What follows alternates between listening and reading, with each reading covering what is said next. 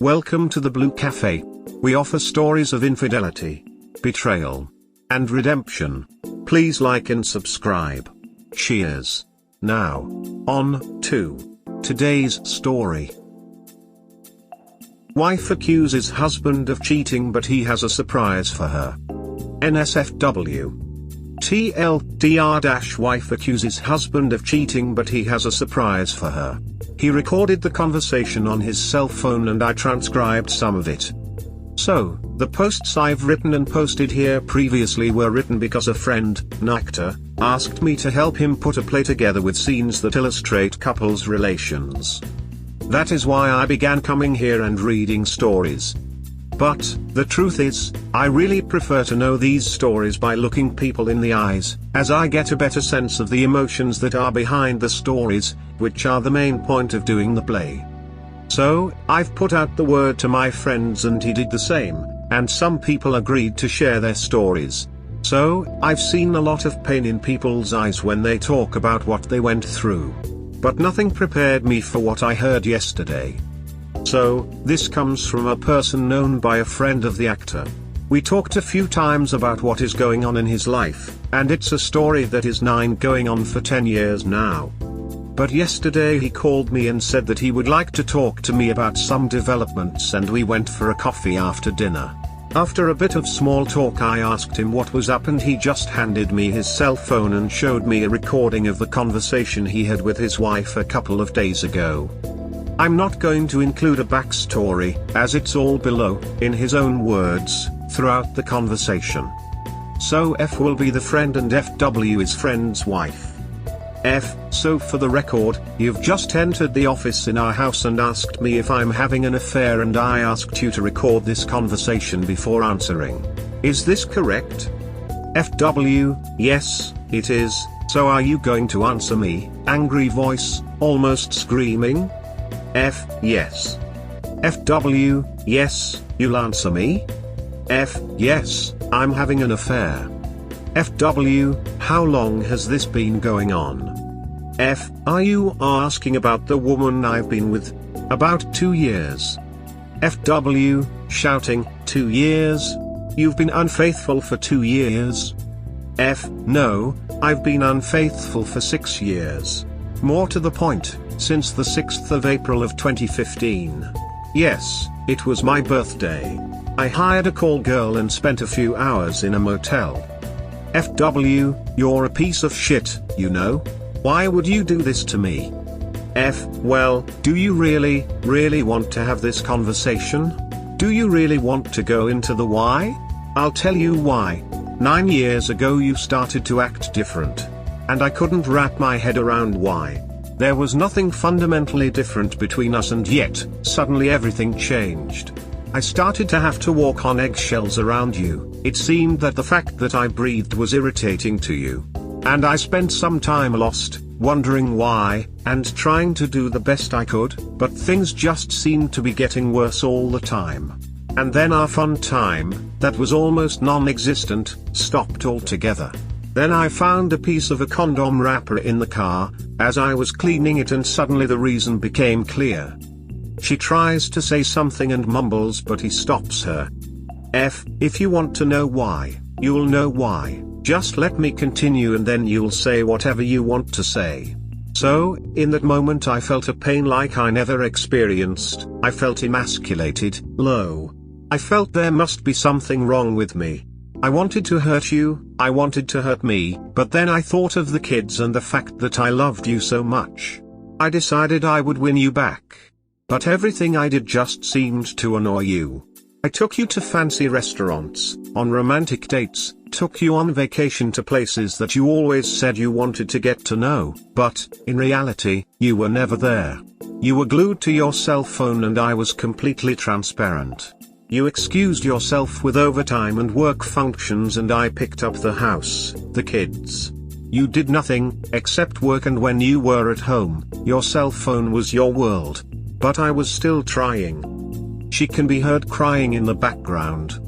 From that time on we had some sort of half-baked pity sex on 2 occasions, the 6th of April 2013 and 2014. On your birthday, in 2014 I went overboard, tried to plan the perfect evening for us as a family, for you just to bail out, calling at the last minute saying you were stuck at work and would be late.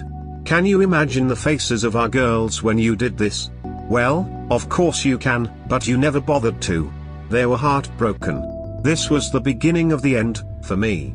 I was going to divorce you and explode yours and your lover's life. Hired a pie, found all the proof that I needed, all your dirty getaways. Found where the guy lived, found his wife. I followed them, you know. And guess what, you can't even imagine how sweet your lover is to his wife. Maybe he is overcompensating because of his guilt. And then I saw his kids and I just couldn't bring myself to explode their marriage. So, I talked to lawyers about starting the divorce proceedings, but then I started to see how this impacted us, financially, how it impacted our lives and the lives of the kids. But, let me tell you, at that time, if I had found a way to get away with murder, I would have strangled you with my own hands. And then my 2015 birthday arrived and there was not even the half-baked pity sex, not even a kiss, not even a card. You completely forgot. FW, crying and shouting, well, it's not like you did anything for my birthdays either. Yes, but I did not forget them. I purposely didn't give a damn about them. But in your case I do believe that I was so unimportant to you that you really forgot. And if you didn't, well, then we are on the same boat, aren't we? She just cries.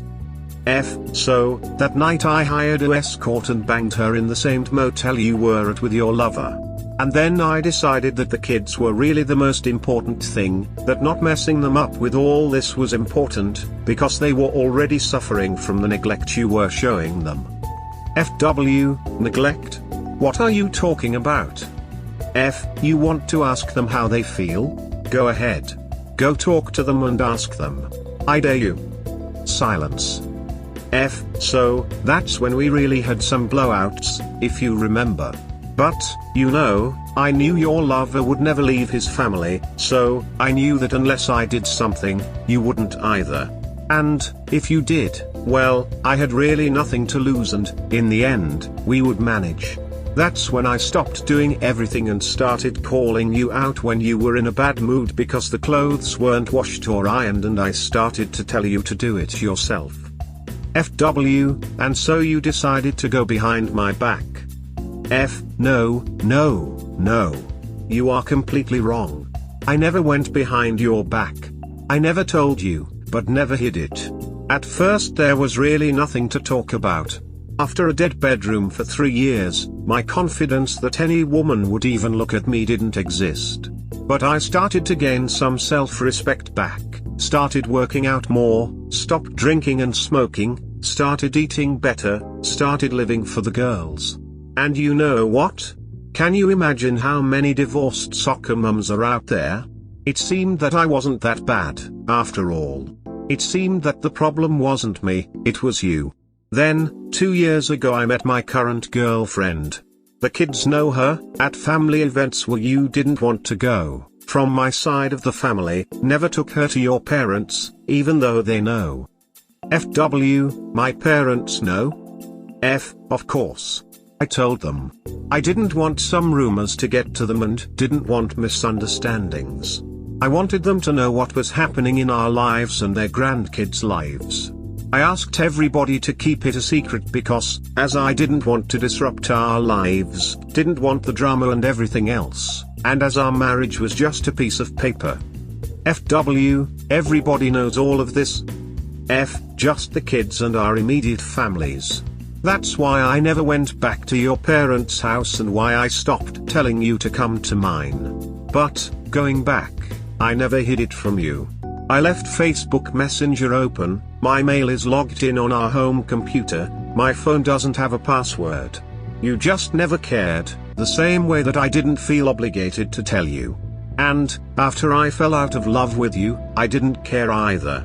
After all, we didn't even talk. We spent weeks where we didn't say a word to one another. We became two strangers living under the same roof, nothing more, and that is what we are. She just cries, and cries. but I knew this conversation would be coming. To be honest, I never expected it would begin with you accusing me of cheating. I think even you can see the hypocrisy. Remember the phones I gave you for your birthday through the years? You think I did it because I loved you? Nope. They all had spyware on them. I've been reading your conversation for, at least, 5 years now, so I know where you've been, when. If I want to, I can even know how many times you ducked him in the backseat of your car or his. And then, without warning, all communication stopped 2 months ago.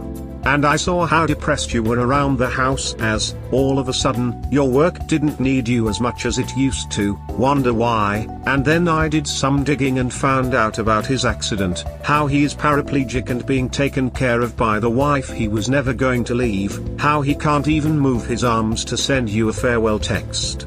And I saw how nice you started to be to our girls and to me, even though you were depressed. I knew this was coming. So, I'm going to tell you how it's going to be. If you want a divorce, I've got 9 years of proof of infidelity and I will take you to the cleaners. If you want to get out of the house, but not get divorced, you can, but that is solely your problem, financially speaking. I would advise you to keep things as they are, at least until our youngest goes out to college in a couple of years. You can find another boyfriend or have your hookups, as long as you are discreet. Even though I know it will be different now, because you are almost 50, and you can always find someone to bone you, but I doubt you'll find someone that wants something more meaningful. As for me, life will go on, as it has in the last 9 years. There was more stuff in the recording, but this was the important part, as I saw it. I asked him if I could transcribe it and put it here and he agreed, so he knows this is posted.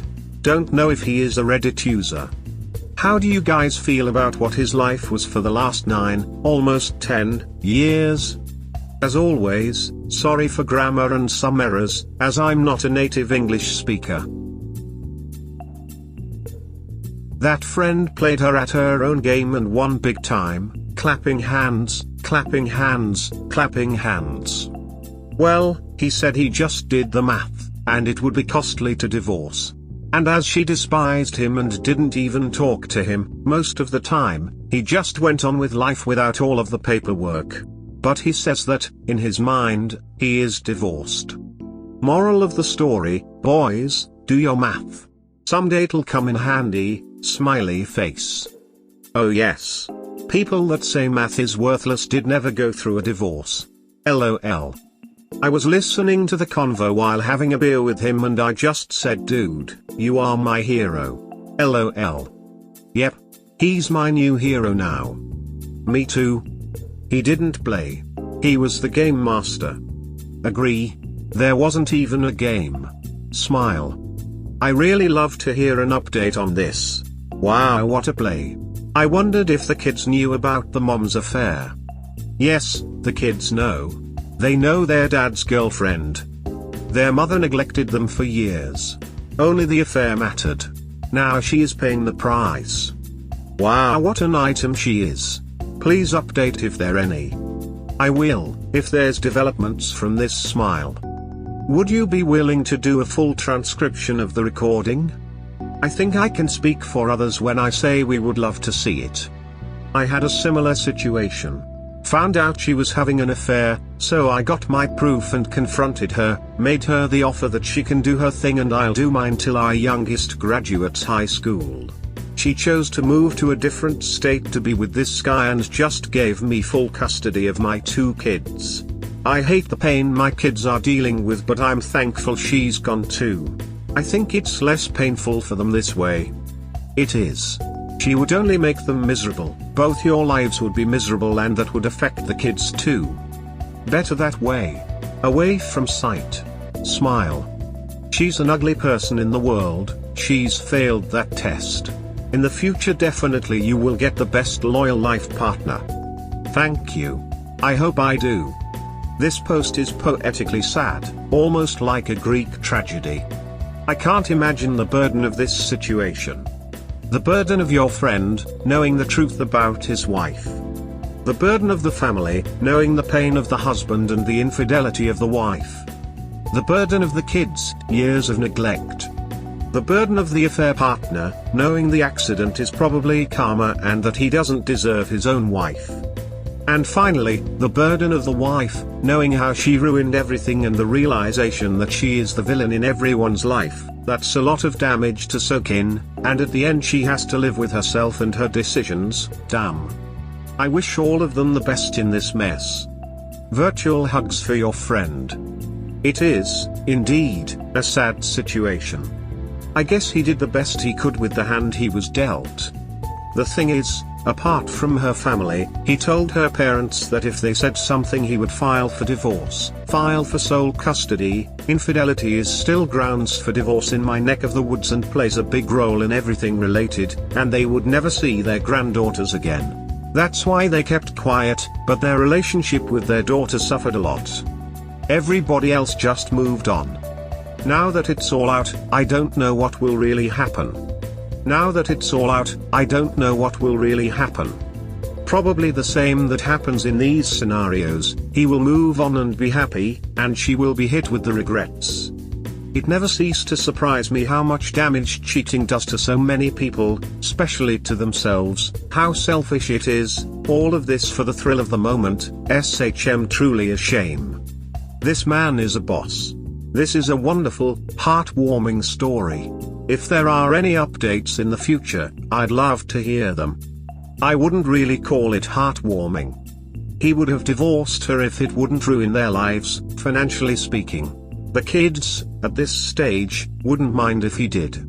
Not that they despise their mother, but she neglected them so much that by now they are closer to the dad's girlfriend. But, as the saying says, if life gives lemons, it's tequila time. Smile. The heartwarming part for me is how he handled it, the way he kept everything together, and still managed to completely own her.